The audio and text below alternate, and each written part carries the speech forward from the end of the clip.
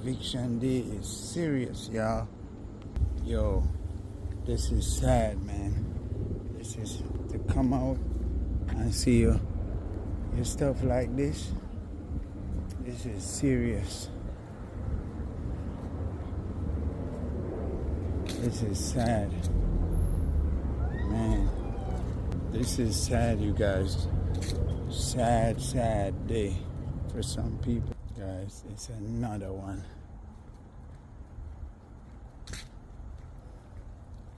Yeah, guys, sad day for some people. Man, yo, it's another one, you guys. Oh, man. It's a brutal day. Today's called eviction day. Yeah. Man, there's so many of them, man. Sheesh. Like, I totally can relate, though. Quick story. To my early 20s in St. Louis, right? Broke, no job. I lost my job or I quit my job. Something stupid, because I was stupid back then. I was hungry one day, and I was like, and no food. I had like some change. I remember Church's Chicken had like a $2 special, like $2.11 after tax, 2 pieces and a biscuit. So I was scrambling around the house for change. I was short 10 cents when hungry that night. So I totally get it. Thank God, thank Jehovah. I am okay today, but so I count my blessings, but I understand the struggle for real. Bro, how are people making it? If you making $30 an hour, it's weird to ask that, but how are you making it? After you pay your rent, $1,500 a month, that's on the low side. Car note, $500 a month. Phone bill, $100 a month. Insurance, gas, food, electricity, health insurance, all these day-to-day expenses. How are people making it? You do the math, and you come back and tell me what the numbers look like for you. Because a person can make $30 an hour and is going to struggle. I can only imagine making $15 an hour. You cannot live on that. No, you cannot. You cannot convince me otherwise. You cannot live on $15 or $30 an hour. Or are you gonna stay broke? Convince me that.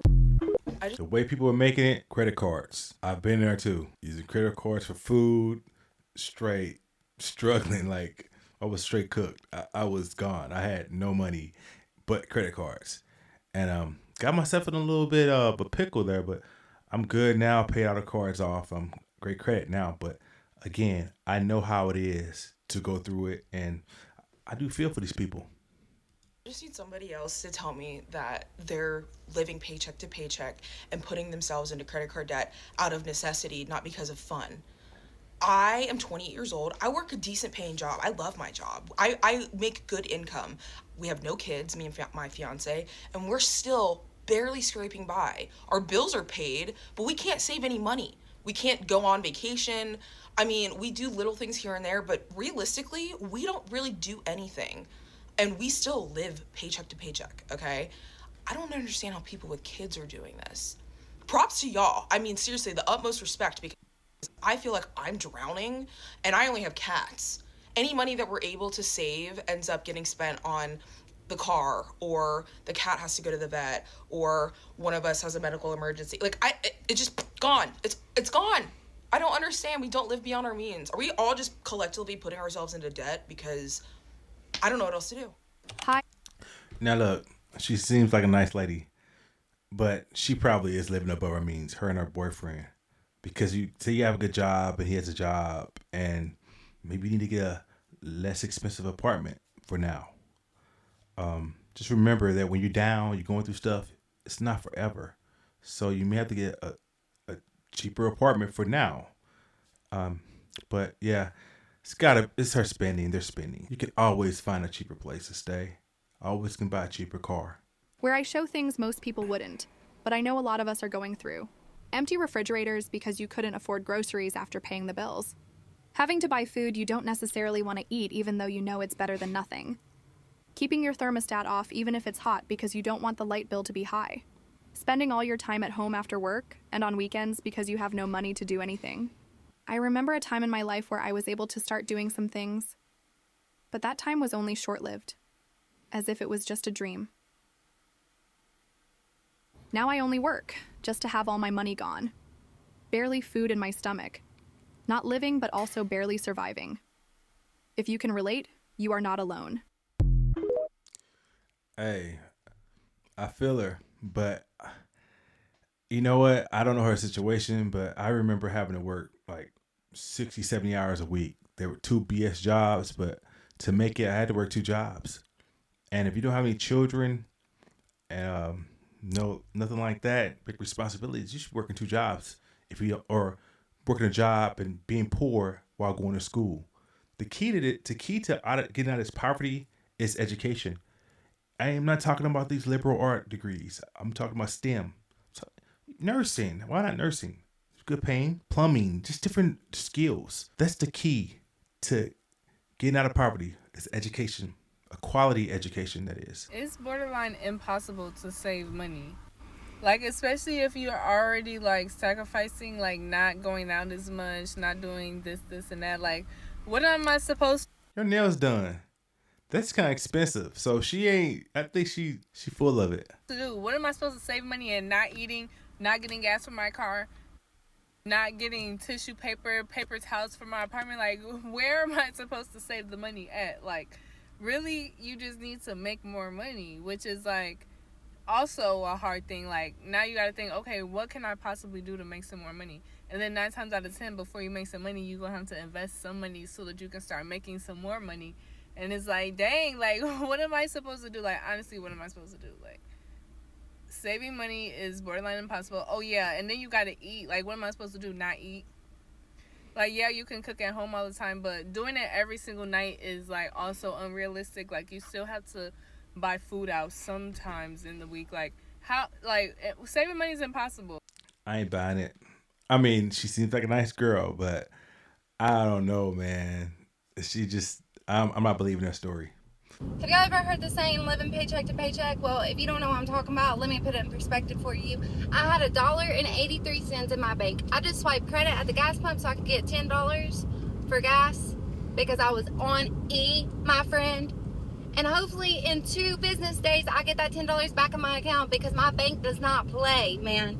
They charged me $40 in overdraft fees because I was overdrafted 7 pennies. I ain't even playing it. Banks do not mess around with their money, even if it's 7 pennies. So, all that to say, please hit all these buttons so I can get TikTok paid and get my $10. Love you. Hey, hey, it is what it is. I remember like being out of gas or low on gas and having like $3 in my bank account. I was in LA and I went to the gas station. I'm thinking that Bank of America was gonna let me go over, just pay an overdraft fee when I get some money. Nope, that thing stopped at $3 and some change. Cooked. Life was hard back then, but it's hard because I made it hard. You may not know this, but being neurodivergent can financially destroy you. The reason I say that is because there's extra expenses that come along with being neurodivergent. Number one, you have your basics, right? Your hyperfixations, your special interest, you're onto a new hobby every 3 to 5 business days. You have to get all the stuff, all the supplies, all the tools to be able to perfect your new hobby. And then once the excitement and dopamine is gone, so are you, and you're on to the next. That in and of itself is expensive. All of that stuff adds up. Aside from that, which is what I literally just went through, which is why I wanted to talk about this, is not remembering to pay things on time and like getting late fees. My license expired and my registration expired, and I didn't know because I lost my license. And I previously had an issue with my mail, so I don't always get my mail. So I didn't know that both of them were suspended. So I find out that the license was suspended because of an insurance issue, blah, blah, blah. I fixed the problem, but I went to go renew the license. The license renewal fee is $25. But because it was suspended, I had to pay a restoration fee of $100. So a $25 license renewal cost me $125. Now the registration, same thing, right? I had to pay the restoration fee. That was $100. Then I had to pay a registration renewal, which is $46.50. But here's the catch. They had to charge me for 2 months. I don't really know why, but at this point I was waiting so long. I was like checked out. I'm like, whatever, just take my money. I don't care. And instead of a renewal, that turned into just a new registration. And I got charged all of the fees associated with that. $46.50 cost of a registration renewal then turned into $220. It's like credit card bills, utilities, subscriptions that you forget to cancel, all that crap adds up. That again just happened to me. It was a $90 subscription that I completely thought that I canceled, and I apparently had not. But that is the kind of stuff that contributes to a lot of neurodivergent people being unable to financially support themselves. It's not so much that we're bad with money as it is we're bad with everything else, and then that accumulates, and then the money adds up, and then we have to spend our money on. Zero accountability was a person.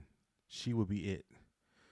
It's a shame how people today avoid being accountable by diagnosing themselves or saying they got this, saying that they got that.Maybe she does have something. But if you can put that long video together, you can be responsible in other areas. You can take care of other things. This is excuses. It's pathetic. So I'm not buying her crap. Yeah, people are struggling, but a lot of times, just like I did as a kid when I was younger, rather, I put myself in bad situations. I didn't work hard enough. I didn't go to school when I should have went to school and got the degree or the skills I needed. Yes, I like direction, but a lot of it comes on me. I chose to work 2 BS jobs. Just remember, y'all, it's going to take sacrifice. Got to get an education. You're going to probably be like eating crackers some nights because you're not working enough because you're in school. It's going to be tough, but it's so worth it. Get a skill. So many things you can do out here.